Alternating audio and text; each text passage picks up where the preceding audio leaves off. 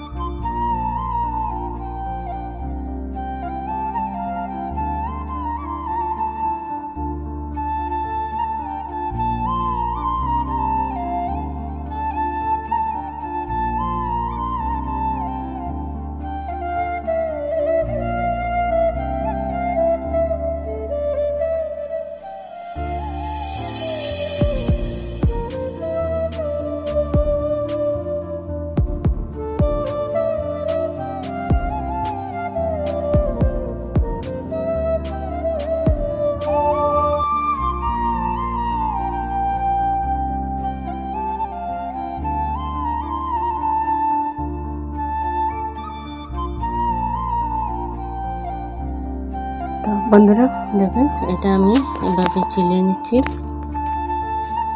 চিলে নিয়ে দেখেন আমি এটা এভাবে কেটে নিয়েছি, এরকম পিস করে নিয়েছি। কারণ গরুর মাংস দিয়ে রান্না করবো, তাই একটু একটু বড় দিয়েছি, পিসটা একটু বড় করে দিয়েছি। তো এটা বন্ধুরা দিয়ে পরিষ্কার করে নেব। আর এখানে ফ্রিজ থেকে গরুর মাংস বের করেছি, মাংসগুলো ভিজিয়ে রাখবো।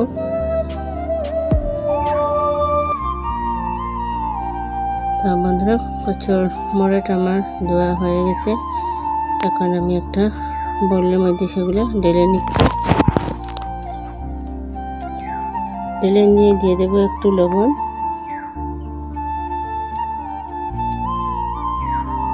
একটু হলুদ গুঁড়া দিয়ে এগুলো ভালো করে মেখে নেব। বন্ধুরা, মেখে নিয়ে একটু পানি দিয়ে সেটা সিদ্ধ করে নেব, তাহলে যে গলা চুলকায় সেটা চুলকাবে না।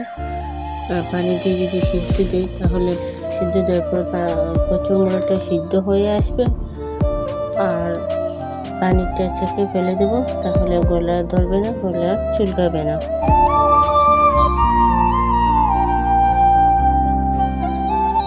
তো বন্ধুরা, এটা আমার মাখানো হয়ে গেছে। আমি এখন প্রেসার কুকারে দিয়ে দেবো ঢেলে।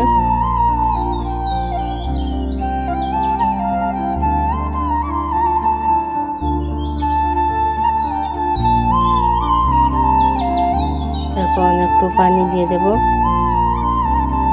প্রেসার কুকারে দিলে কি হয়, তো সেটাতে জানি তো সেটা তাড়াতাড়ি হয়, সময়টাও বাঁচে।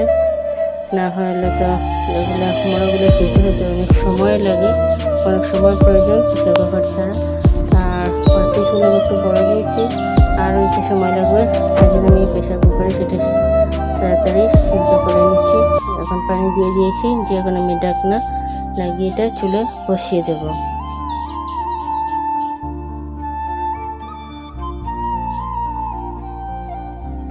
যাক বন্ধুরা, সেটা আমার সিদ্ধ হয়ে গেছে। এখন আমি ঢাকনাটা খুলে নিচ্ছি। খুলে নিয়ে সেগুলো ছেঁকে নিতেছি, নিয়ে পানিগুলো ফেলে দেবো। দেখুন অনেকটা পানি রয়েছে। পানিগুলো ফেলে দিয়েছি, দেখেন সেটা আমি ছেঁকে নিয়েছি মোড়াগুলো।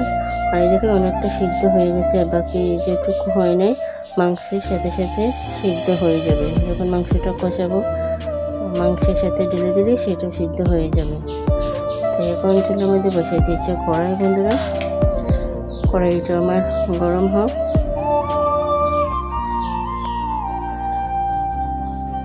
দেখেন বন্ধুরা কড়াইটা আমার গরম হয়ে গেছে। এখন আমি দিয়ে দেব তেল।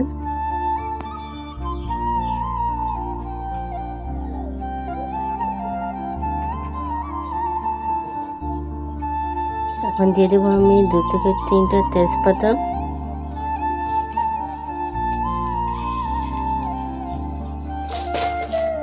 দিয়ে দেবো 4-5টা এলাচ, 3-4 পিস দালচিনি,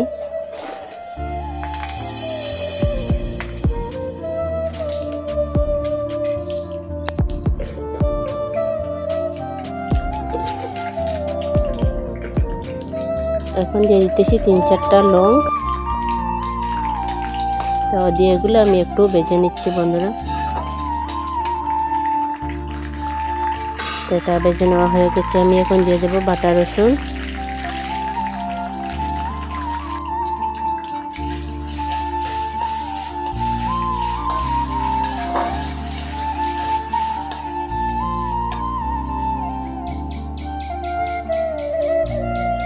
দিয়ে দেবো আদা বাটা,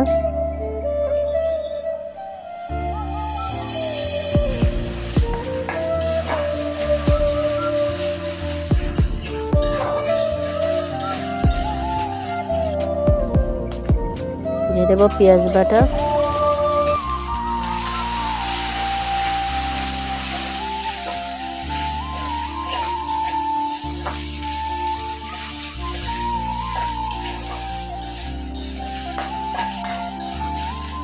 এখন পেঁয়াজটা রসুন আদাটা আমার একটু কষানো হয়ে গেছে। এখন আমি দিয়ে দিতেছি মরিচের গুঁড়া, হলুদের গুঁড়া, ধনের গুঁড়া।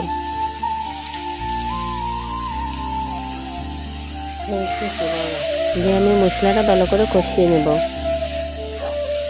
বললাম না রান্না করে রাখতেছি, রান্না করলাম নাকি তোমার ফোন আসছিল না, চলে গেলাম। তো দেখেন বন্ধুরা মশলাটা আমার নিচ দিয়ে ধরে যাচ্ছে, তাই আমি এখন একটু দিয়ে দেব পানি। পানি দিয়ে আমি আরও কিছুক্ষণ কষিয়ে নেব।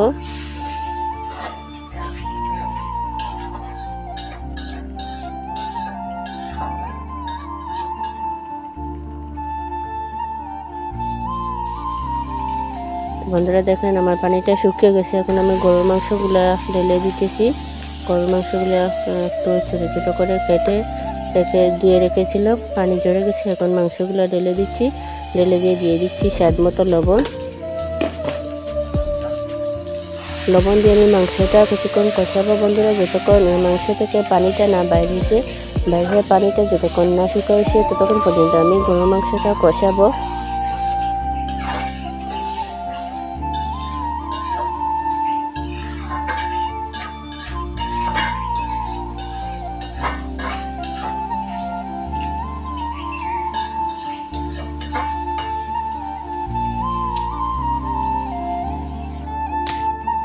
দেখেন বন্ধুরা কিছুক্ষণ পরে আসছি, দেখা যায় তোমাদের যে মাংস থেকে পানিটা বাইর হয়েছে, মাংসের পানিটা কোনো শুকায় না, এটা শুকাক।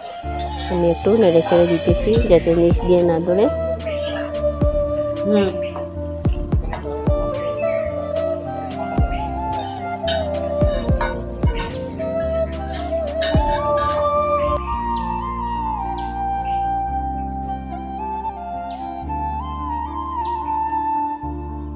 তো বন্ধুরা দেখেন আমার মাংসের যে পানিটা বের হয়েছিল পানিটা আমার শুকিয়ে গেছে, তাই আমি একটু নেড়ে চেড়ে দিতেছি, নিচ দিয়ে ধরেছে কিনা সেটা দেখতেছি। পানিটা আমার শুকিয়ে গেছে। তো এখন আমি কচুর যে মোড়াগুলো আমি এখন ঢেলে দেব, ঢেলে দিয়ে মাংসের সাথে এটা একটু কষিয়ে নেব। তো বন্ধুরা এটা নেড়ে চেড়ে দিতেছি।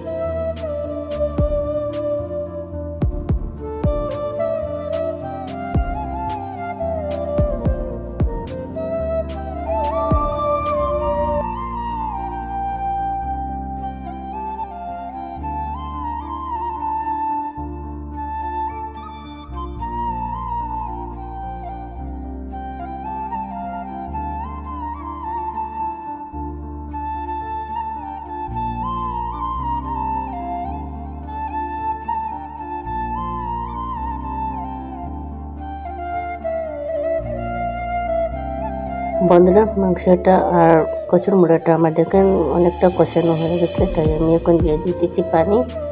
পানি দিয়ে এটা নেড়ে ছেড়ে দেবো।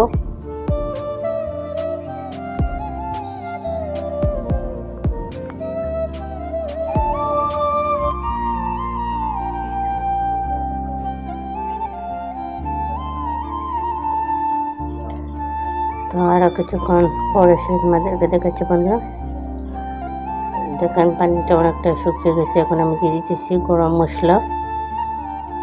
মাংসের মশলাগুলো আমি 1.5 চামচ দিয়ে দিতেছি।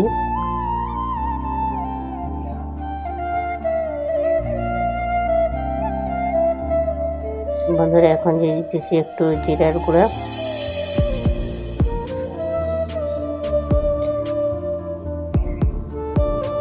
তো বন্ধুরা, আমার তরকারিটা হয়ে গেছে, এখন আমি নামিয়ে নেব।